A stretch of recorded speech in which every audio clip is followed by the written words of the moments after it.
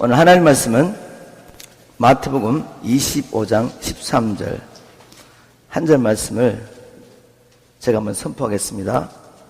마태복음 25장 13절 그런즉 깨어있으라 너희는 그날과 그 시를 알지 못하느니라. 그런즉 깨어있으라 너희는 그날과 그 시를 알지 못하느니라. 아멘. 여러분 2018년 정말 빨리 지나갔죠? 오늘 아침에도 기도하면서 말씀을 준비하면서 작년 이맘때 송구영신 예배 드리던 날이 기억이 났습니다. 그런데 벌써 2018년이 다 지나가 버렸어요. 여러분, 저와 여러분 인생도 이렇게 언젠가는 너무 빨리 지나갔다 생각할 정도 끝이 있다는 것을 아십니까? 2018년 마지막 메시지를 준비하면서 주님께 물어봤습니다. 주님, 2018년 마지막 주일 설교인데 주님의 몸된 교회에 무엇을 말씀하기를 원하십니까? 날짜를 보니까 12월 30일. 정말 2018년을 마지막 날 하루 없던 이 날을 바라보면서 주님께서 나의 오늘날도 이렇게 임박하다. 나의 신부들에게 빨리 준비하라고 전해달라고 부탁하셨습니다. 그래서 오늘 제목을 신랑이 오신다 라는 제목으로 말씀을 나눠보려고 합니다. 여러분, 신랑이 오신다는 이야기를 들을 때 여러분의 마음이 어떠합니까? 지금 주님이 오신다면, 신랑이 오신다는 말을 들을 때 여러분의 마음이 너무나 기쁘고, 내 주님, 제가 얼마나 주님을 기다렸는지 아십니까? 너무나 기쁘고 빨리 오셨으면 좋겠습니까? 아니면 신랑이 오신다는 이야기를 들었는데 마음이 불편해요. 그럼 막 두렵기까지. 그렇다면 문제가 있겠죠, 그죠? 결혼식 날짜를 잡아놓은 시가 이제 결혼 날이 가까웠는데 마음이 막 불편하고 두렵다는 건 뭐죠? 지금 신랑 외에 다른 남자를 밀회하고 있습니다. 엄밀히 사랑하고 있는 거죠. 그래서 신랑이 오는 날이 불편하고 두려운 것입니다. 이게 바로 우리의 영적인 상태입니다. 지금 주님이 오신다면 내 마음은 불편한가? 두렵기까지 한가? 아니면 너무나 기쁘고 주님 지금이라도 오십시오. 제가 주님을 얼마나 기다렸는지 알지 못합니다. 저는 주님과 온전한 연합을 사모합니다. 만약 우리가 이렇게 고백하셨다면 우리는 이제 준비된 신부입니다. 말씀을 듣고 보면 오늘 많은 교회 다니는 분들이 주님 맞을 준비가 안 된 것 같습니다. 잘못된 왜곡된 교리 때문에 주님 보시기에 세상과 타협하고 세상을 사랑하며 영적으로 창기죠. 창기같이 살고 있지만 주님은 개의치 않으실 거야. 왜? 주님은 나를 사랑하시니까. 은혜로 다 덮어주실 거야. 그렇게 준비 안 된 상태에서 주님이 오시면 주님이 우리를 데려가실까요? 우리가 혼인잔치에 들어갈 수 있겠습니까? 여러분 그렇게 생각하세요? 그런데 그렇게 사는 분들이 너무 많다는 거죠. 우리의 삶은 우리가 무엇을 믿느냐의 결과입니다. 오늘 말씀을 통하여 진실이 뭔지 한번 살펴보도록 하겠습니다. 우리 주님이 오신다면 다른 사람은 제쳐놓고 나는, 저와 여러분은 혼인잔치에 들어갈 수 있을까? 정직하게 보셔야 돼요. 그냥 덮어놓고 들어가겠지 그렇게 살 수는 없잖아요. 한 번 주님 오시고 문이 닫히면 그때 아무리 들어가기를 간절히 원하여도 들어갈 수가 없어요. 주님 오시기 전에 문이 열렸을 때 우리는 준비해야 됩니다. 혼인잔치에 들어가기 위해서 우리가 그러면 무엇을 어떻게 준비해야 됩니까? 오늘 말씀을 통해서 이런 질문에 대한 답변을 찾아보도록 하겠습니다. 첫 번째 제가 나누고 싶은 것은 성경 말씀을 통해 보면 우리가 예수 그리스도의 신부라고 성경을 말하고 있습니다. 믿는 자, 우리 모두는 예수 그리스도의 신부입니다. 이 정체성을 마음속에 새기고 사는 게 얼마나 중요한지 모릅니다. 왜냐하면 내가 나를 누구라고 믿고 사느냐, 이 정체성이 우리의 삶을 추정합니다. 이 땅의 삶뿐만 아니라 영혼을 결정할 것입니다. 여러분 그걸 믿으십니까? 내가 지금 나 자신을 누구라고 믿고 사느냐가 내 삶의 결과물이란 말입니다. 그래서 너무너무 중요한데 정체성이 얼마나 중요한지 보려면 이스라엘 민족의 역사를 보면 되죠. 하나님께서 이스라엘 민족을 자기의 백성으로 불러주십니다. 그리고 약속하신 가나안 땅을 주시려고 가나안 입구까지 데리고 온 거죠. 주님께서 그들의 조상 아브라함을 통해 말씀하신 대로 하나님께서 노예 생활하고 있던 이스라엘 민족을 구원하셨고 또 말씀대로 많은 재물을 끌고 나왔습니다. 그렇다면 이제 말씀대로 이 땅을 주실 것을 믿어야죠. 그죠? 근데 그 땅은 그냥 들어가서 취하는 것이 아니라 이스라엘 민족이 취하면 취해야지. 싸움을 통해 정복해야 하는 땅이죠. 근데 싸우려고 보니까 가나안 족속들이 너무 장대한 거죠. 덩치도 크고 난공불락의 성이 있고 그들은 그 땅에서 전쟁을 일삼으면서 자기를 지켜야 되기 때문에 아주 전쟁에 능한 장수들인 거죠. 그런데 이스라엘 민족은 어떠합니까? 반면에 400년 동안 종살이 했습니다. 노예 생활하면서 얼마나 찌들어 눌렸는지 뭐 전쟁을 해봤겠습니까? 그래서 자기들의 눈으로 보니까 가나안 족속들은 장대하고 자기들은 메뚜기처럼 보였던 겁니다. 그래서 이렇게 고백합니다. 우리는 스스로 보기에 자기들 보니까 메뚜기 같다라는 거죠. 우리는 스스로 보기에 메뚜기 같으니 그들의 보기에도 그와 같을 것이다. 이게 이스라엘 민족의 정체성이었습니다. 그 당시에 메뚜기 정체성을 가지고 장대한 이 군대를 이길 수가 있겠습니까? 믿음대로 생각대로 사는 겁니다. 결국 안 된다고 말하는 거죠. 차라리 우리 다시 장관을 세워가지고 애국으로 돌아가자. 이렇게 말했습니다. 자, 여러분은 어떤 정체성을 가지고 계십니까? 우리 정체성이라는 것은 내가 무엇을 할 수 있고 지금 무엇을 가지고 있고 어떤 인간적인 신분을 가지고 있느냐에 따라서 정하면 안 돼요. 이 정체성은 나를 창조하신 하나님의 말씀을 따라 내가 누군지 결정해야 됩니다. 맞습니까? 내 옆에 있는 이웃도 또 내 사랑하는 자녀들도 가족들도 지금 이 사람들이 뭘 할 수 있고 뭘 하고 있고 뭘 가지고 있느냐 이것에 따라 이 사람이 이런 사람이야라고 정하면 안 돼요. 그것은 세상이 하는 일이고 주님 안에는 우리는 우리를 지으신 분의 뜻을 따라 나도 나를 보아야 되고 내 옆에 주위에 있는 사람을 보아야 됩니다. 이게 성경적이죠. 그죠? 그리고 이렇게 믿고 살아야지 주님의 뜻을 이룰 수가 있습니다. 그럼 하나님은 우리를 누구라고 말씀하십니까?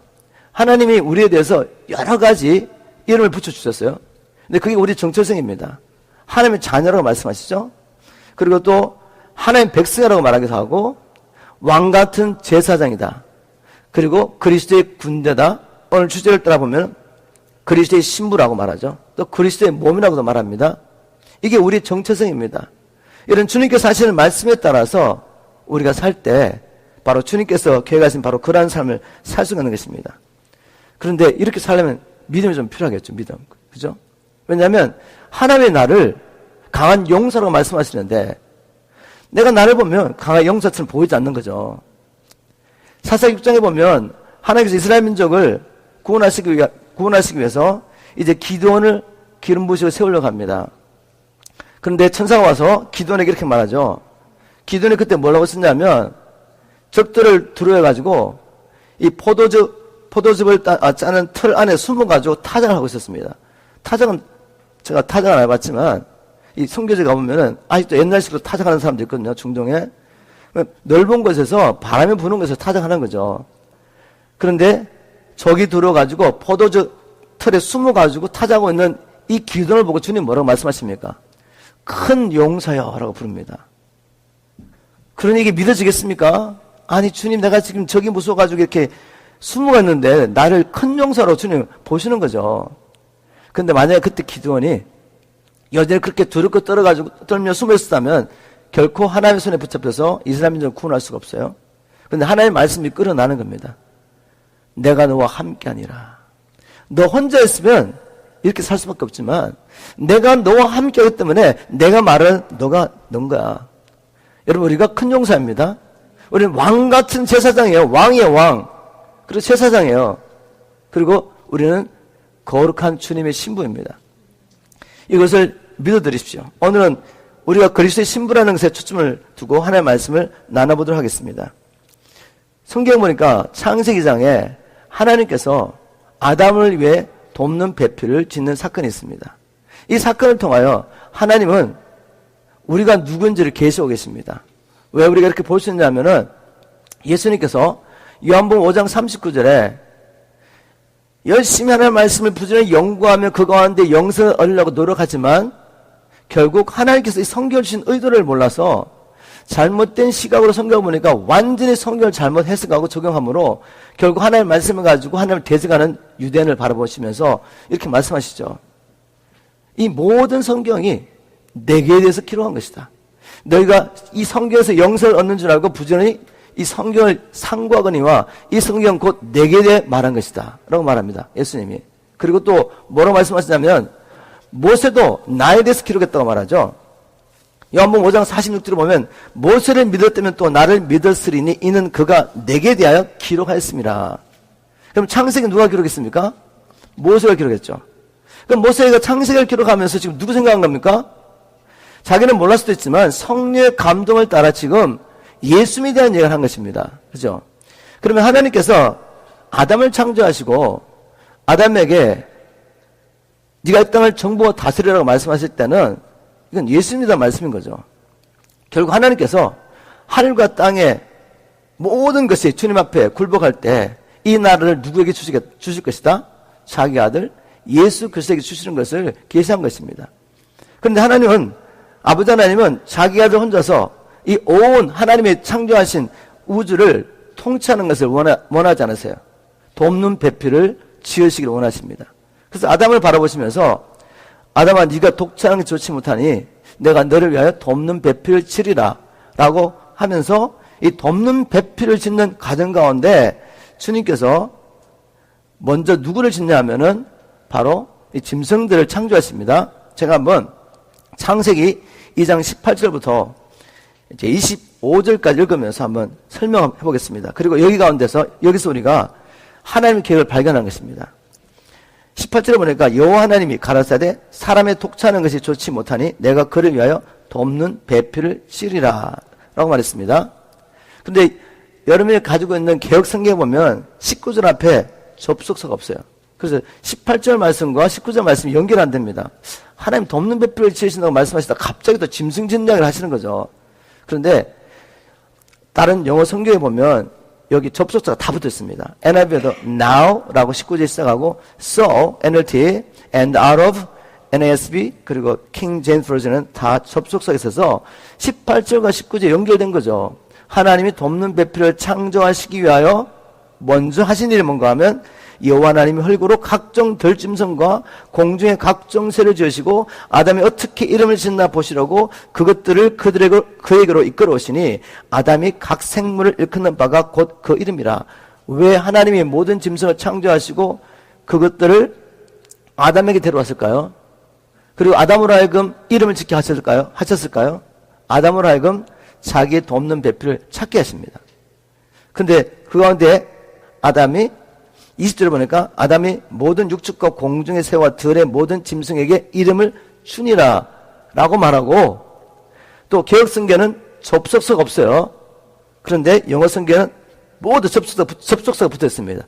But 하나님께서 창조하신 흙으로 창조하신 그 짐승들 가운데 아담이 모두 각 생물의 이름을 지어주면서 자기의 배필을 찾았지만 그 가운데서는 자기의 배필을 찾지 못했다는 말이죠. But 아담은 벌써 들어갔나요? 제가 적어놓은 것 같은데 몇 줄이죠? 20줄이죠? 그죠? But 아담이 돕는 배필이 없으므로 못 찾았다는 말입니다. 그래서 하나님이 21절 하신 일이 뭐죠? 여호와 하나님이 아담을 깊이 잠들게 하시니 잠들매 그가 그 갈빗대 하나를 누구에게서? 아담 안에서 취합니다. 취하고 사를로 대신 채우시고 이제 돕는 배필을 하나님 만드셨습니다. 여기에 계시가 있는 것입니다. 하나님께서 자기 아들을 위하여 돕는 배필을 어떻게 창조하시죠? 바로 자기 아들 안에서 창조하신다는 말씀입니다. 신부인 저와 여러분은 다른 방법이 아니라 주님께서 그리스도 안에서 창조하셨습니다. 이건 신비지만 우리는 원래 주님 안에 있던 자죠. 주님 안에 있던 우리를 끄집어내셔가지고 하나님을 창조하셨고 이제 우리가 이 땅에 태어날 때 마귀의 종, 죄의 종을 태어났지만 복음을 듣고 예수를 믿을 때 어떤 일이 일어납니까? 하나가 되는 놀라운 신비로운 일이 일어나는 거죠. 고린도전서 12장 13절에 보면 우리가 유대인이나 헬라인이나 종이나 자유자나 다 한 성령의 세례를 받고 한 몸이 되었다. 한 성령을 마시겠다는 말씀이 있습니다. 바로 성령이 연합하는 세례. 우리가 예수를 믿고 주님이 구주요 창조주신 왕이신 것을 믿고 우리의 생명을 바치는 생명 얻는 회개할 때 이제 우리는 그리스도의 신부로 탄생하게 되는 것입니다. 믿습니까? 성령께서 우리를 연합시키는 거죠. 마치 한 남자와 한 여자가 각기 다른 부모에게서 태어났지만 결혼을 통해서 한 몸을 이루는 것과 똑같은 비밀입니다. 이건 지금 나중에 뒤에 가면 바울이 말하죠. 계속해서 한번 읽어가겠습니다. 창세기 2장 23절에 이제 하나님이 아담을 위해서 돕는 배필을 창조하시고 아담에게 그 여자를 딱 데려왔습니다. 근데 개혁성경은 아무 감동 없이 아담이 가로되 이렇게 말했어요. 너는 내 뼈 중에 뼈, 살 중에 살이라고. 아무 감동이 없어요. 그러나 여러 성경을 보시면 아담이 얼마나 감격한지 모릅니다. 어떻게 번역했냐면 표준 세번역에 보면 아담이 가로되 이 말을 이렇게 번역했습니다. 그때 그 남자가 말하였다. 이제야 나타났구나. 이제야 나타났구나. 그 말이 무슨 의미입니까, 여러분? 또 다른 번역 보겠습니다. 공동 번역에 보니까 아담은 이렇게 외쳤다. 드디어 나타났구나. 영어도 보면 NLT에 at last. 이게 어떤 의미인지 아시죠? 마침내 이 말입니다. At last the man exclaimed, 외쳤다는 거죠. 자, 그 말은 뭐죠? 아담이 간절히 자기의 배필을 기다리고 있었다는 겁니다. 그러니까 마침내 나타났을 때 감격한 것입니다. 그러고 말하기를 너는 내 뼈 중에 뼈, 살 중에 살이라고. 너는 내 몸의 한 부분이다. 너는 내 자신이다. 라고 그렇게 사랑한 것입니다. 이게 바로 우리가 주님 앞에 돌아갔을 때 주님이 이렇게 표현하는 겁니다. 너희들 이제 왔느냐? 내가 얼마나 너를 기다렸는지 아느냐? 주님이 얼마나 자기의 신부와 연합하기를 갈망하시는지 아십니까? 바로 주님의 마음을 여기서 보여주는 거죠. 24절에 이름으로 남자가 부모를 떠나 그 아내와 연합하여 둘이 한 몸을 이룰지로다. 아담과 그 아내 두 사람이 벌거벗었으나 부끄럽지 아니하니라. 지금 아담과 하와의 연합을 이야기하면서 하나님은 이것을 통해, 이 사건을 통해 우리가 누군지 말씀합니다. 우리는 원래 주님 안에 있었던 존재. 이 땅에 태어날 때 육신 부모를 통해서 태어났지만 영적으로는 원래 우리는 주님께 속한 자입니다. 그러나 우리가 태어날 때 죄와 사단의 권세로 태어나서 마귀에 속한 자였지만 주님께서 자기 생명을 통해서 우리의 죄를 용서해 주시고 우리를 다시 자기 것으로 불러주신 것이 복음입니다. 믿으십니까? 자, 창세기는 또 창세기 24장에 보면 하나님께서 모세의 마음을 감동해가지고 이 사건을 기록하겠는데 어떤 사건이냐면 노년에 이제 아브라함이 죽을 날이 다 된 거죠. 그러면 이제 자기가 가진 모든 것들을 재물과 함께 하나님의 이 약속을 누구에게 물려줍니까? 네, 이삭, 자기 하나밖에 없는 이삭에게 물려줘야 돼요. 하나님 택하신 약속의 아들에게 다 물려줘야 되는데 이삭은 신부가 없습니다. 그래서 어떻게 합니까? 자기 가장 신뢰하는 종을 불러가지고 이 가나안 땅 말고 고향에 가서 이삭을 위하여 신부를 준비하라고 찾아오라고 보내죠. 그래서 이 종이 아브라함의 말을 듣고 고향 떠나갑니다. 하란으로 가죠. 거기서 누구를 발견합니까? 리브가를 발견합니다. 그리고 리브가의 가족들에게 자기가 누구며 왜 왔는지를 설명했죠. 그 이야기를 듣고 리브가가 그 자리에서 마음을 청합니다. 한 번도 만나보지 못했지만 나는 이삭의 신부가 되겠다. 누구 말을 듣고? 종의 말만 듣고 그리고 그 종과 함께 긴 여행을 갑니다. 긴 여행. 한 번도 가보지 못한 길을 가는 거죠. 가서 이제 도착합니다. 집에 도착해서 이삭을 만납니다. 이삭과 혼인잔치를 하죠. 그리고 함께 삽니다. 자, 이야기가 그냥 아브라함이 이삭을 위해서 신부를 구한 사건이구나. 근데 굉장히 길어요, 여러분. 한번 24장 보십시오. 창세기 24장 굉장히 깁니다. 왜 주님께서 그 많은 이야기 가운데 이 이야기를 모세의 마음을 감동해서 기록하게 했냐, 그죠? 이것은 바로 하나님 아버지께서 자기 아들 예수님을 위하여 신부를 찾는 사건입니다. 믿으십니까, 여러분? 여기 아브라함은 하나님 아버지죠, 그죠? 아브라함이 보낸 종은 누군가 하면 하나님이 세상에 보낸 성령님. 성령이 오셔서 지금 누굴 찾고 있습니까? 예수님의 신부를 찾고 있는 것입니다. 우리를 발견한 다음에 하는 일이 뭐죠?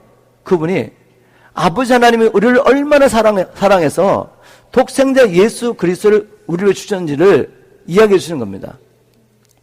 그리고 우리가 누구인지 알려주는 거죠. 우리는 하나님의 아들이며 또 아들의 신부인 것을 알려주십니다. 우리가 이걸 들었을 때 성령의 음성을 듣고 순종하면 어떻게 됩니까? 나는 이제 지금부터 예수님의 신부로, 예수님을 나의 왕으로 섬기며 살아야겠다고 확신을 가지고 누굴 따라갑니까? 성령님을 따라가죠. 한 번도 가지 못한 그 천국길을 성령님과 함께 하는 것입니다. 지금 우리가 그 와중에 있는 겁니다, 지금. 성령의 인도를 따라가지 않은 사람은 신랑을 만날 수 없을 겁니다. 예수를 믿었다고 말하면서 여전히 자기 뜻대로 사는 사람들은 성령님과 동행하지 않잖아요. 그럼 어디로 가겠습니까? 지금 누구를 쫓아가고 있습니까? 이 땅에 사는 모든 사람들은 누군가를 쫓아가고 있어요. 예전 우리는 육신의 정욕을 쫓으며 세상의 길을 쫓았던 사람들이죠. 에베소서에 보면 2장에 그렇게 살 때 공주의 건세 잡은 자 마귀의 종로라고 살았다고 말했죠. 그죠? 그때 우리가 마귀와 연합했던 사람들입니다. 우리 이것을 회개하고 이제는 예수 그리스도를 하나님으로, 하나님의 아들 그리고 메시아로 믿고 그분과 함께 동행하기로 결정하며 천국길을 가고 있는 것이 믿음의 여정입니다. 믿음의 여정. 성령을 쫓아가야죠. 성령님을. 그런데 예수를 믿는다고 하면서 여전히 자기 육신을 쫓아 행하고 세상의 길을 쫓아가 행한다면 어찌 마지막 때에 주님을 만날 수가 있겠어요? 그런 일은 없습니다. 하나님께서는 아브라함이 자기 아들 이삭을 위해서 며느리를 찾는 이 사건을 통해서도 주님의 계획을 보여주셨습니다. 우리는 주님의 신부입니다. 아멘. 또 마태복음에 보면 예수님께서 이 천국 비유를 이야기하시면서 혼인잔치 이야기를 종종 말씀하시죠. 그죠? 몇 가지만 보겠습니다. 마태복음 22장 1절부터 14절에 보면 예수님께서 천국은 이렇다 하라고 말씀하시면서 혼인잔치의 비유를 말씀하시죠. 제가 1절 2절만 읽겠습니다. 예수께서 다시 비유로 대답하여 가라사대 천국은 마치 자기 아들을 위하여 혼인잔치를 베푼 어떤 임금과 같으니. 왜 천국을 이렇게 표현했을까요? 주님이 지금 우리에게 계시하고 있습니다. 얘들아, 지금 이 세상의 삶이라는 것은 아버지께서 나를 위하여 나의 신부를 찾으시고 그 신부를 단장시키시고 혼인잔치를 하기 위해서 준비하는 시간이야. 이렇게 말씀한 겁니다. 곧 혼인잔치가 있을 겁니다. 바로 주님께서도 우리가 예수 그리스도의 신부라는 이 계시를 이렇게 표현한 겁니다. 또 마태복음 25장에 보면 열처녀의 비유가 나와요. 열처녀의 비유, 그죠? 이 말씀을 통해서 하나님께서 교회에게 또 예수님의 제자들에게 너희들은 나의 신부다라는 것을 계시하고 있습니다. 마태복음 25장 1절 이렇게 시작하죠. 그때 천국을 말씀하시며 비유로 천국은 마치 등을 들고 신랑을 맞으러 나간 열처녀와 같다 하리니 라고 말합니다. 또 요한계시록에도 우리가 예수 그리스도의 신부라는 이 비밀을 이렇게 이야기하고 있습니다. 계시록 19장 7절 그리고 8절 보니까 성경의 마지막 책이죠. 그죠? 이제 하나님께서 역사를 쭉 이루다가 어떤 역사죠? 오늘 우리 주제를 통해 보면 자기 아들을 위해서 신부를 예비하는 이 역사를 다 이루다가 이제 신부가 예비됐습니다. 그럼 무슨 일이 일어나야 되겠습니까? 혼인잔치를 해야죠. 요한계시록 19장 7절 우리가 즐거워하고 크게 기뻐하여 그에게 영광을 돌리세 어린 양의 혼인계약이 이르렀고 마침내 그 혼인 날이 된 것입니다. 그 아내가 마침내 예비됐습니다. 그에게 허락하사 빛나고 깨끗한 세마포를 입게 하였은즉 이 세마포는 성도들의 옳은 행실이다. 성경의 마지막 책 요한계시록에서 마침내 예비했던 그 신부가 준비돼서 혼인잔치가 이루어지고 있는 이야기를 성경에 기록하고 있습니다. 이 말씀을 통해서 우리가 알 수 있는 것은 무엇입니까? 예수를 믿는다는 것은 곧 내가 하나님의 아들 예수 그리스도의 신부가 되는 것이구나. 이것이 우리의 정체성입니다. 근데 여기서 한 가지만 제가 말씀을 나누고 싶은 것은 혼인잔치가 되었을 때 그 아내가 세마포를 입었다는 이야기가 나오죠. 그죠? 그에게 허락하사 빛나고 깨끗한 세마포를 입게 하셨는데 이 세마포 입어야지 우리가 혼인잔치에 들어갈 수 있습니다. 이 세마포는 성대의 옳은 행실이다 라고 말했습니다. 물론 우리 가운데 우리가 어떻게 살든지 그 삶을 통해서 하나님 앞에 어렵다는 바를 육체가 아무도 없습니다. 그래서 예수 그리스도를 믿음으로 재산을 받고 신분의 변화가 일어나는 거죠. 그런데 주님은 그것만 말하고 있지 않습니다. 우리가 천국에 들어가려면 아버지의 뜻대로 행해야 된다고 말하고 이기는 자가 돼야 되고 거룩하지 않으면 아무도 주님 볼 수 없다고 말씀하셨습니다. 그리고 최종적으로 혼인잔치에 들어가려면 신부가 세마포 준비해야 되는데 그 세마포는 성도의 옳은 행실, 옳은 행실이라고 말했죠. 이렇게 살기 위해서는 반드시 예수를 믿고 거듭나고 성령의 권능을 받아야 됩니다. 그럼에도 불구하고 나는 얼마든지 내 안에 있는 이 성령을 소멸하면서 세마포 준비하지 않는다는 말은 결국 내 육신의 정욕에 따라 여전히 살고 또 세상의 길을 쫓아가는 거죠. 세상의 길을 쫓아가면 세상과 타협하고 사는 삶입니다. 그러면 세마포 준비할 수가 없어요. 이 세마포를 준비하는 삶은 다른 말로 하면 신부답게 사는 삶인데 신부답게 사는 삶이 뭘까요? 다 거의 결혼하신 분들인데 한 분은 신부가 되어 보셨잖아요. 그죠? 최근에 제 딸이 결혼했지 않습니까? 한 달 전에. 저는 이 말씀을 묵상하면서 너무 쉬웠습니다. 아, 신부답게 사는 거 이런 거야. 제 딸은 한 번도 데이트를 한 적이 없습니다. 대학교 4년 동안도 한 번도 데이트를 한 적이 없어요. 그냥 마음을 정하고 주님만을 구했습니다. 그리고 제 사위인 제이드라는 청년도 한 번도 데이트를 한 적이 없습니다. 우리 교회를 다녔으니까 제가 알죠. 그죠? 4년 대학 동안도 한 번도 데이트를 안 하고 또 직장 생활하면서 한 번도 데이트를 하지 않고 그냥 둘 다 주님을 바라보고 있었습니다. 이렇게 바라보고 있다가 주위에 있는 친구들이 이렇게 붙여주셨습니다. 둘이 한번 교제해보라고. 그게 바로 작년 크리스마스 시즌이었습니다. 크리스마스 시즌에 뭐 서로 알고 있었지만 데이트를 한번 해본 거죠, 둘이가.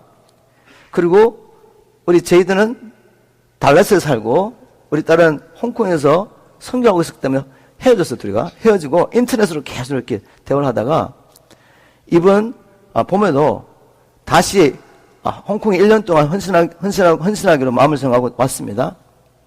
근데 둘이가 계속 이렇게 대화를 하다가 하나님 뜻이 뭔지 분별한 거죠. 우리가 결혼하는 것이 주님의 뜻이다. 마음을 정했습니다. 그래서 제게 와서 아빠, 하나님께서 우리 둘이가 결혼하는 게 주님의 뜻이라고 그러는데 마음을 정했으니까 빨리 결혼하는 게 좋지 않았겠냐고. 그래서 하라고 그랬죠, 제가. 그게 원래 봄입니다. 4월 달에. 자, 그때부터 제가 신부 단장 어떻게 하는지 알게 됐습니다. 네. 신랑과 결혼을 해서 신부가 어떻게 준비한 걸 보게 됐어요. 아무것도 생각하지 않습니다. 계속해서 결혼할 그날을 바라보면서 계속 준비하더라고요. 밤잠 못 자면서 그렇게 준비하고 그날을 바라보면서 준비하다가 그날 됐는데 너무 행복한 거죠. 나는 울었는데 걔는 웃더라니까요. 바로 그게 신부단장이에요. 신부단장. 신부답게 사는 건 뭐죠? 이제는 신랑을 찾았으니 다른 남자 찾아보겠습니까? 안 찾아봐야죠. 그리고 결혼날을 아름답게 신랑에게 보이기 위해서 모든 것을 준비합니다. 제가 보니까 신랑은 별로 준비하지 않아요. 그냥 다 준비하면 동의하고 제 딸이 다 준비하더라고요. 거의. 그래서 이것이 바로 내가 신부답게 사는 것이구나. 이제는 주님을 만났고 주님이 나의 영원한 신랑이고 이것이 나의 영원한 정체성인 것을 깨달았는데 우리가 계속해서 세상의 것을 바라보고 세상을 사랑한다면 어떻게 신부답게 살 수 있겠습니까? 여전히 이 세상 임금 엄부를 밀려하는 거 아닙니까? 입으로는 예수가 나의 신부라고 말하고 예수가 나의 주님으로 말하고 뒤에 가서는 딴짓하고 있는 거죠. 이렇게 해서는 신부단장할 수 없습니다. 주님 오시면 우리는 혼인잔치에 들어갈 수가 없어요. 우리는 그리스도의 신부인데 우리가 그리스도의 신부가 되기 위하여 주님이 지불하신 대가 굉장히 많습니다. 그걸 한번 나눠보겠습니다. 여러분 다 아시는 거죠, 그죠? 우리를 자기 신부 삼기 위해서 주님은 자기의 생명을 기꺼이 내어놓으셨습니다. 이거는 이해할 수 없는 말씀이지만 사실입니다. 진리입니다. 이것을 바울은 에베소서 5장에서 주님 안에 있는 남편과 아내가 어떻게 생활해야 되는지를 나누면서 이 비밀을 살짝 보여주셨습니다. 우리 한번 에베소서 5장 25절로 가보겠습니다. 제가 현대인의 성경으로 읽어보겠습니다. 남편들에게 이렇게 권면합니다. 남편들은 그리스도께서 교회를 사랑하시고 교회를 위하여 자신을 바친 것처럼 아내를 사랑하십시오. 우리 예수님께서 교회인 교회는 무엇이죠? 세상에서 하나님의 특별한 목적을 위해서 부름을 받은 자들입니다. 우리가 교회죠, 그죠? 주님께서 우리를 위하여 자기의 생명을 주셨습니다. 생명을 바치셨습니다. 우리가 너무나 잘 아는 이야기지만 결국은 이 복음이 우리 안에 풀어지지 않으면 성령의 계시를 통해서 날마다 새롭게 이 계시가 우리에게 오지 않으면 우리는 신부단장할 수 없어요. 너무나 중요한 거죠. 왜 우리가 이렇게 힘써서 예배를 합니까? 왜 우리가 날마다 경건 훈련을 해야 합니까?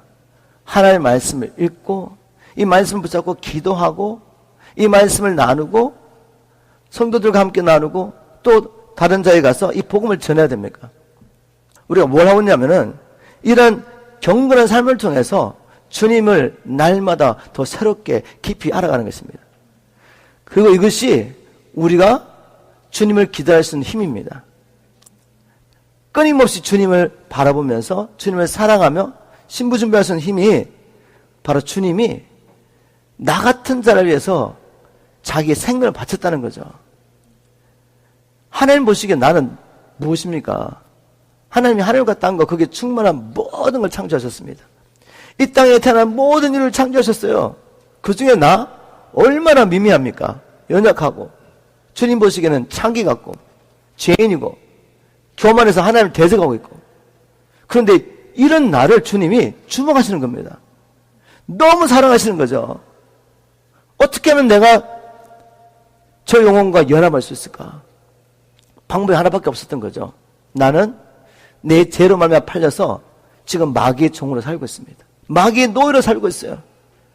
그런데 이 죄값을 지불할 능력이 내게는 없습니다. 그 죄값은 사망이기 때문에. 그래서 주님께서 친히 모든 만물을 창조하신 하나님이 나를 다시 사시기 위하여 혈과 육을 가진 몸으로 이 땅에 오십니다. 하나님이. 근데 아무도 알아주진 않아요. 진리를 선포하다가 나를 살기 위해서 십자가에서 자기의 생명을 내어놓으시죠. 피를 다 쏟으시는 겁니다. 그리고 나를 살 모든 준비를 다 하셨어요. 어느 날 내가 이 복음을 깨닫게 됩니다. 듣게 됩니다. 듣고 믿음으로 받아들였습니다. 그랬더니 주님의 그 사랑이 실체가 되는 거죠. 제 안에. 이 사랑이 나를 추정하면서 나를 살게 하는 거죠. 주님을 바라보면서 사는데 주님을 바라보면서 사는데 내 삶이 바뀌더라니까요. 바뀌어요. 우리 딸이 신랑을 찾았다는 확실한 증거가 올해 4월달부터 있었습니다. 어떻게 알 수 있습니까? 아빠도 알고 엄마도 알고 주위에 있는 사람 다 알았어요. 친구도 다 알았습니다. 아, 제 신랑 찾았구나 이제. 아무것도 하지 않고 결혼 준비하더라니까요. 우리가 주님을 만났는데 영원한 신랑을 만났는데 우리 삶이 바뀌지 않는다? 안 만나신 겁니다, 여러분. 안 만나신 거예요. 제가 정확하게 말씀드리겠습니다. 속지 마세요. 내 삶이 여전히 바뀌지 않았다? 여전히 내 생각대로 육신의 정력대로 세상을 쫓아 행하고 있다? 세상과 타협하고 있다? 그리고도 왜곡된 교리 붙잡고 믿으면 천국이지. 언젠가는 은혜로 구원받을 거야. 이렇게 살고 있으면 완전히 속고 계십니다. 말씀을. 우리 삶은 신랑을 발견했다면 반드시 바뀝니다. 자꾸만 그게 잊어버려지고 허리에서 문제지. 하나님의 말씀 가운데 오셔가지고 성경을 보고 주님과 교제하고 주님의 음성을 들으면 우리는 바뀔 수밖에 없어요. 그 주님의 사랑이 실체가 되는데 어떻게 바뀌지 않습니까? 그럼 주님께서 왜 자기의 생명을 주시면까지 우리를 사랑하셨느냐? 에베소 5장 26절부터 다시 읽어가겠습니다. 그리스도께서 그렇게 하신 것은 교회를 물로 씻고 말씀으로 깨끗하게 하여 거룩하게 하시고 얼룩이나 주름이나 그밖에 결점이 없이 거룩하고 흠이 없는 영광스러운 교회로 자기 앞에 세우기 위해서입니다. 우리가 다 창기했잖아요. 창기. 찢어지고 만시창이 됐습니다. 몸도 영혼도 다 찢어지고 더러워진 우리. 근데 이런 모습으로는 아버지 앞에 우리를 소개할 수 없는 거죠. 아버지 나의 신부입니다. 그래서 어떻게 합니까? 자기의 피로 씻는 것입니다. 주님의 진리의 말씀을 우리를 거룩하게 하시는 겁니다. 이렇게 세우려고 흠도 없고 티도 없는 신부로 세우려고 주님이 자기의 생명 주셨습니다. 28절에 지금 이 겉면이 남편에 관한 이야기였습니다. 이 가운데 우리가 우리와 주님의 관계를 발견했지만 지금 바울은 남편에게 이야기하고 있는 거죠. 그래서 남편에게 이와 같이 남편들도 아내를 제 몸과 같이 사랑해야 합니다. 자기 아내를 사랑하는 것은 곧 자기 자신을 사랑하는 것입니다. 이와 같이라고 말했어요. 이와 같이가 뭐죠? 이와 같이가 뭐냐면 주님이 지금 우리를 사랑하셔서 자기 몸을 주신 겁니다. 몸을 주신 것처럼 남편들도 아내를 제 몸같이 사랑하라고 말했단 말입니다. 여기서 또 계시가 있는데 주님이 나를 이렇게 사랑하신 것은 내가 자기 몸의 지체구나. 자기 몸을 그렇게 사랑하신 겁니다. 제가 처음부터 말씀드렸죠. 이게 신비지만 우리는 주님 안에 있던 존재였다고. 마치 하나님께서 아담 안에서 갈빗불을 취해가지고 유엔을 만든 것처럼 하나님은 주님 안에서 우리를 취하셔가지고 우리를 지으셨습니다. 주님이 우리를 이토록 사랑하신 것은 연약하고 부족하고 하지만 자기의 지체입니다. 그래서 사랑하는 것입니다. 주님 이토록 우리를 사랑하세요. 연약하고 부족하다고 버리지 않습니다. 여러분 자기 몸의 지체가 붉은데 잘라냅니까? 붉으라고? 야 쓸모없어. 확 잘라버립니까? 그렇게 하지 않죠. 온 몸이 그 연약한 지체를 도와서 사랑하고 도와서 함께 사는 겁니다. 바로 그것이 우리 주님의 마음이죠. 우리 연약하고 부족하죠. 우리가 예수 그리스도의 거룩한 신부라는 것 이거 믿어지기가 힘들죠. 내 삶을 보면. 그러나 이게 주님의 말씀입니다. 우리는 선택해야죠. 내가 주님의 말씀대로 나의 정체성을 가질 것인가. 내 사는 모양 보니까 나는 도저히 주님 말씀과 너무 멀어요. 그래서 나는 신부가 아니야라고 마귀의 거짓말을 계속 믿고 사는 거죠. 그러나 내가 누구라고 믿고 사느냐가 나의 삶입니다. 주님 말씀대로 믿으시기를 주님을 축복합니다. 에베소 5장 29절에 자기 몸을 미워하는 사람은 아무도 없습니다. 그리스도께서 교회를 양육하고 보살피듯이 모두 자기 몸을 양육하고 보살핍니다. 또 놀라운 신비를 말합니다. 우리는 그리스도의 몸의 지체들입니다. 이렇게 바울이 말합니다. 우리는 그리스도의 신부일 뿐만 아니라 또한 우리는 그리스도의 몸의 지체입니다. 31절 그래서 성경에는 사람이 부모를 떠나 자기 아내와 합하여 두 사람이 한 몸이 될 것이다라고 했습니다. 지금 바울이 왔다 갔다 합니다. 아내와 남편의 관계 이야기하다가 갑자기 예수 그리스도와 교회 이야기하다가 왔다 갔다 하다가 결론적으로는 32절에 여기에는 깊은 뜻이 있습니다. 나는 그리스도와 교회와의 관계를 두고 말하는 것입니다. 아내와 남편의 연합의 신비를 통해서 교회와 그리스도의 관계와 그 연합의 신비를 바울은 나누고 싶었던 거죠. 사람의 지혜로 이해나 되겠어요? 그러나 믿고 살면 경험할 수 있습니다. 주님이 얼마나 나를 사랑하시는지, 자기의 지체력이고 내가 연약하고 부족하지만 결코 버리지 않고 나를 돌보시는 주님의 그 사랑을 알 수가 있습니다. 주님이 우리를 얼마나 사랑하는지 모릅니다. 우리가 거룩한 신부로 우리 자신을 구별하고 신부답게 주님 오실 날을 준비하기 위해서 우리는 날마다 주님의 놀라운 사랑을 경험해야 합니다. 뭐를 다 알겠는데 이 심장으로 느껴지지 않죠. 그죠? 그래서 바울이 이렇게 기도한 겁니다. 우리 3.18 교회 마지막 성경 구절 기억나십니까? 에베소 3장 18절. 에베소 3장 18절을 제가 현대의 성경으로 읽겠습니다. 모든 성도들과 함께 헤아릴 수 없는 그리스도의 사랑의 폭과 길이와 높이와 깊이를 깨달아 알고 하나님의 모든 풍성하신 은혜가 여러분에게 넘치기를 기도합니다. 에베소 성도를 위해서 바울이 이렇게 기도했던 거죠. 지금 바울은 하나님의 은혜로 말미암아 하나님의 사랑에 대한 이 계시가 바울에게있습니다. 고린도후서 5장 14절을 보면 그리스도의 사랑이 나를 강권하시는 도다. 이 사랑에 붙잡혀서 막 살았던 사람이거든요. 가서 복음 전하고 교회 세워놨습니다. 바울은 알고 있습니다. 우리 믿는 자들이 끝까지 믿음을 지키고 그리스도의 정결한 신부로 주님 오신 날을 기다리면서 신부답게 살려면 반드시 하나님의 사랑이 날마다 새롭게 계시되어야 되는 것을 알고 있었습니다. 내가 주님 만날 때 주님의 사랑 경험했죠. 근데 그 사랑이 계속 경험되어집니까? 자꾸만 시들어가잖아요, 어떨 때는. 그리고 내가 주님 만났을 때 아무리 강력하게 주님의 사랑을 경험했다 할지라도 그게 다가 아니죠. 아마 억만분의 1도 안 될 겁니다. 우리는 주님의 사랑을 더욱 깊이 알아야 합니다. 에베소서 3장 18절의 기도가 우리의 날마다의 기도가 되어야 합니다.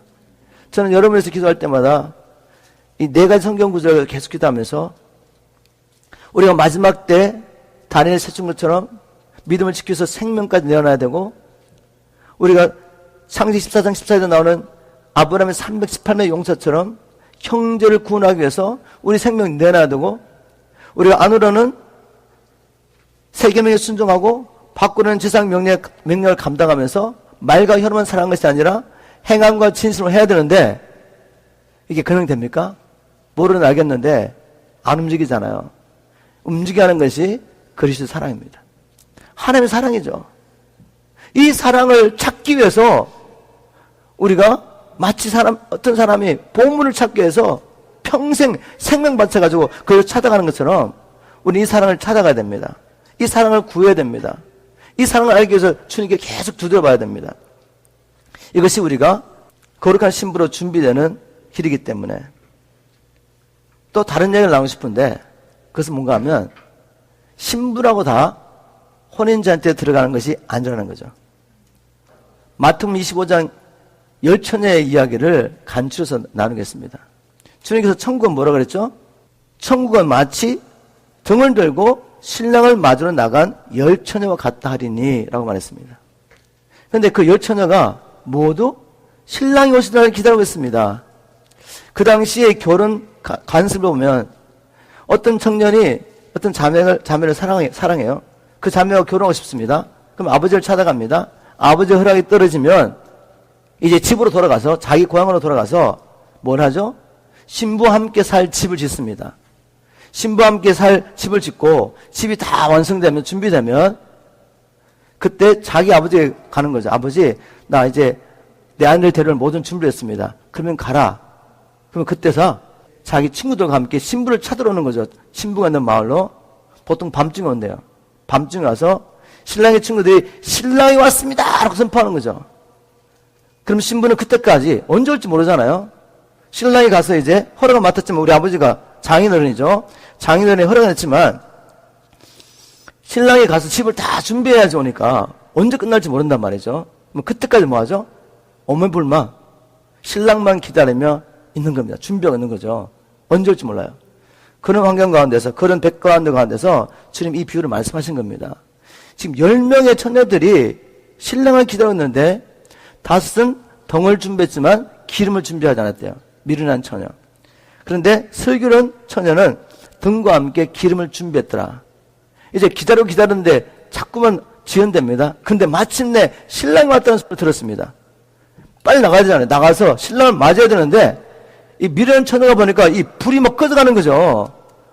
불을 밝히고 신랑을 맞으러 가야 되는데, 그래서 슬기로운 처녀들에게 기름을 좀 나눠달라고. 그럴 땐 슬기로운 처녀가 우리 둘 다 쓰기 충분하지 않으니까 빨리 가서 사라고. 슬기로운 처녀는 준비해서 불을 밝히고 신랑을 맞으러 갔는데, 미련한 처녀는 그제서 이제 기름 사러 간 겁니다. 그리고 늦게서 도착했어요.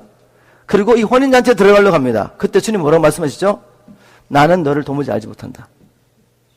못 들어갑니다. 기다렸는데 준비가 안 돼가지고. 그리고 주님 하시는 말씀이 뭐죠? 깨어있으라. 내가 올 날과 시를 아무도 알지 못하기 때문에 깨어있으라고 말씀하십니다. 자, 이 말씀을 통해 주시는 메시지 분명하죠? 아, 신부라고 다 들어가는 게 아니구나. 예수를 믿고 예수의 제자가 됐다고 다 천국 장이 아니란 말이에요. 이 마태복음 15장의 열처녀의 비유는 어떤 문맥 가운데서 주님 말씀하셨냐면 마태복음 24장에 제자들이 와서 마태복음 24장에는 누가 왔는지 기록되어 있지 않지만 마가복음 13장 3절에는 베드로, 안드레, 요한, 야고보 4명이 왔습니다. 12제자들 중에서 핵심 멤버들이 온 거죠. 와서 주님 예루살렘 성전이 초토화된다고 말씀하셨는데 그때가 언제입니까? 그리고 세상 끝에는 주님 다시 오실 때 세상 끝에는 어떤 징조가 있겠습니까? 라고 물었을 때 주님께서 주님 오시기 전에 징조를 쭉 말씀하시고 이제 주님이 오실 때 상황을 여러 가지 비유로 말씀하는 겁니다. 그 중에 제자들에게 천국을 신랑을 맞으러 나간 열처녀에 대한 비유로 말씀한 거죠.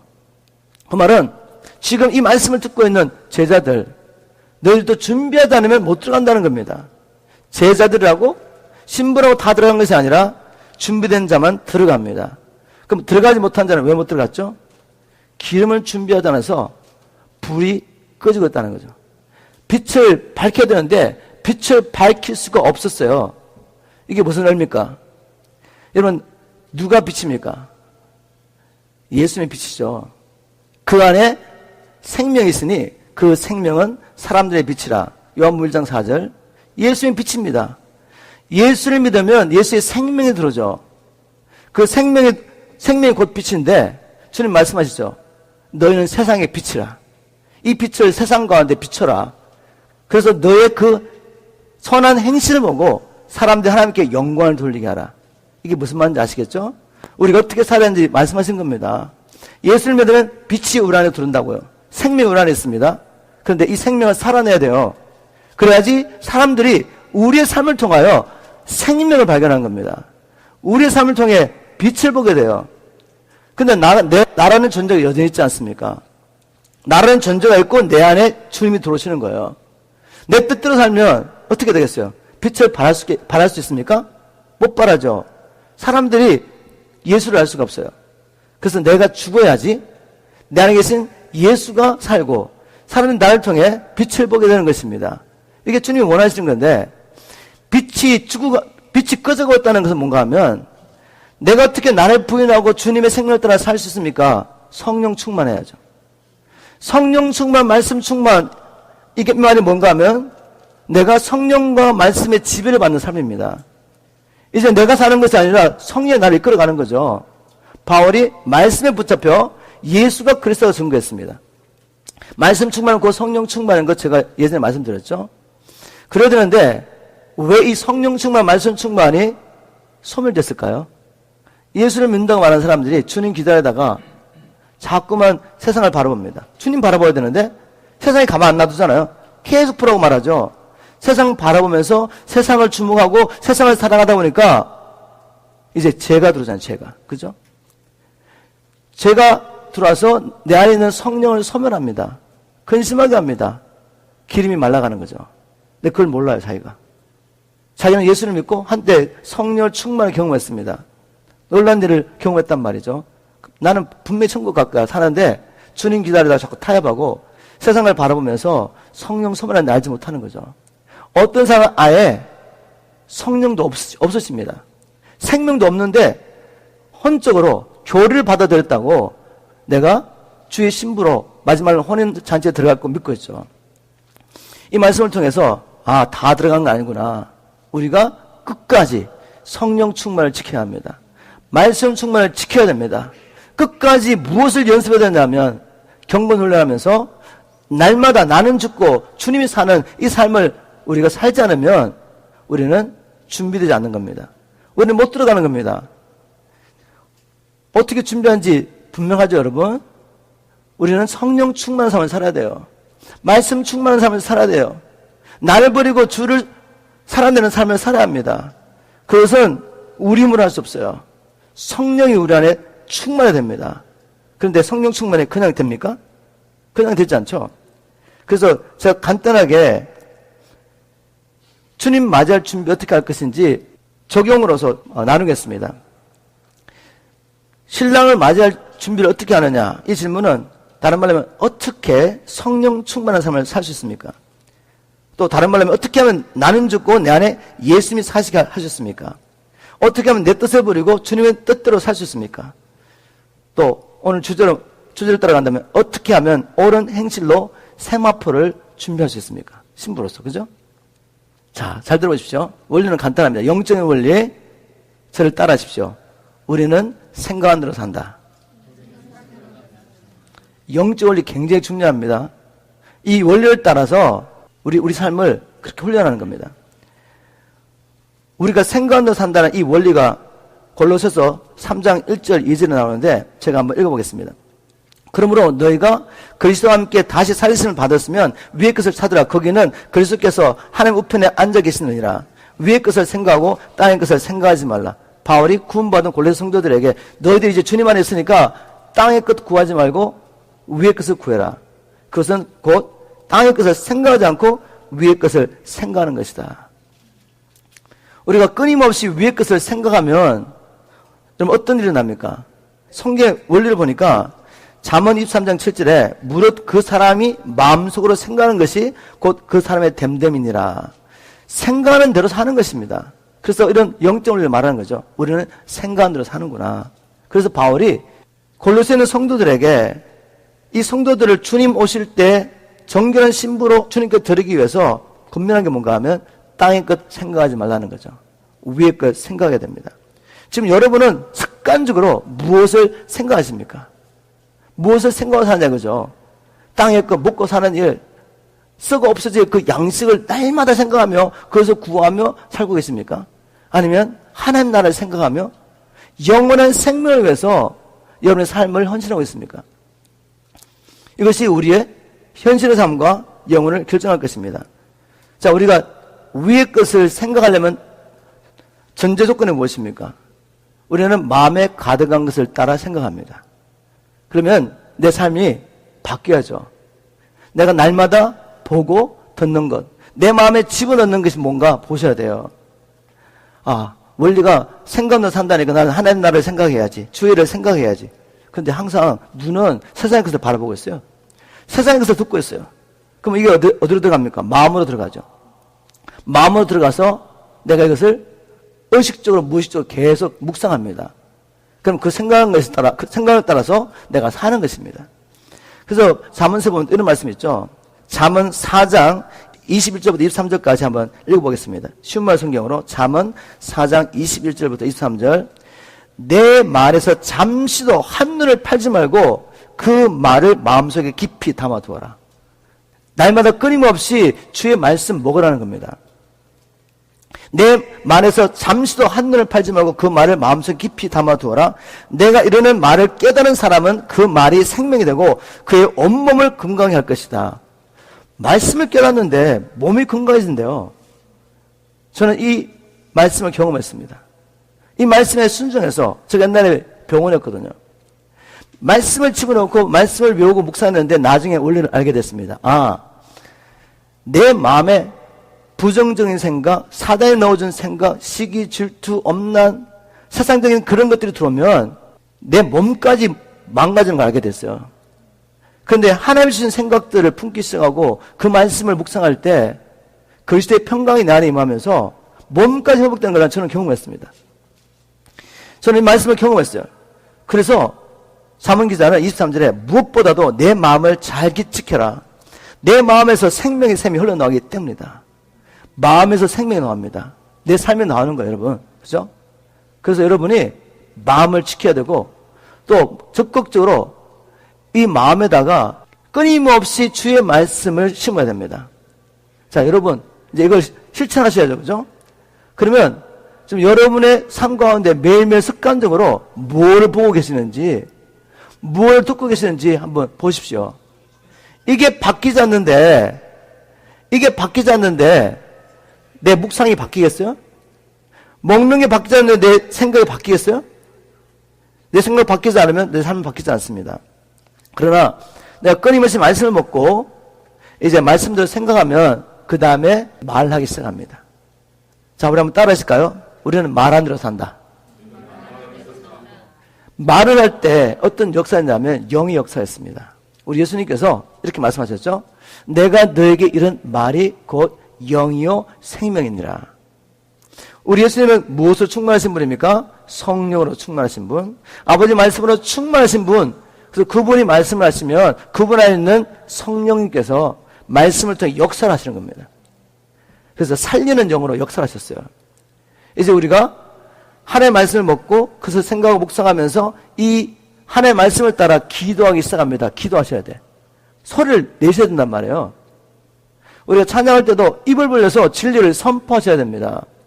그럴 때 우리가 믿음으로 선포할 때 성령님이 역사하십니다.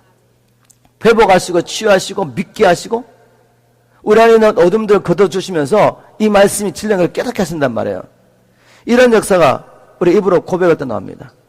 기도하고 이 말씀 붙잡고 기도하고 또 깨달은 말씀을 형제자매들에게 교제하면서 나누고 또 이 말씀을 나가서 선포하고 할 때 말을 할 때 어떤 역사였죠? 성령님이 역사합니다. 그래서 우리 삶이 자연스럽게 바뀌는 거죠. 이런 삶을 통해서 여러분이 신부로 준비되는 것을 믿으시기 바랍니다. 자, 제가 이 중요한 영적인 원리를 세 가지 다시 선포하고 그 다음에 이것을 실천하는 방법을 또 여러분 같이 선포하면 되는데 다 아는 거예요. 다 아는 거지만 살아내셔야 됩니다. 첫 번째는 따라하십시오. 우리는 생각하는 대로 산다. 우리는 먹는 대로 산다. 우리는 말하는 대로 산다.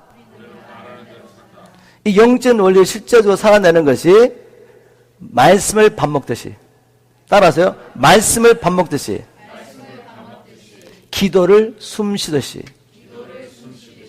순종을 운동하듯이, 이 경건 훈련을 날마다 하셔야 됩니다.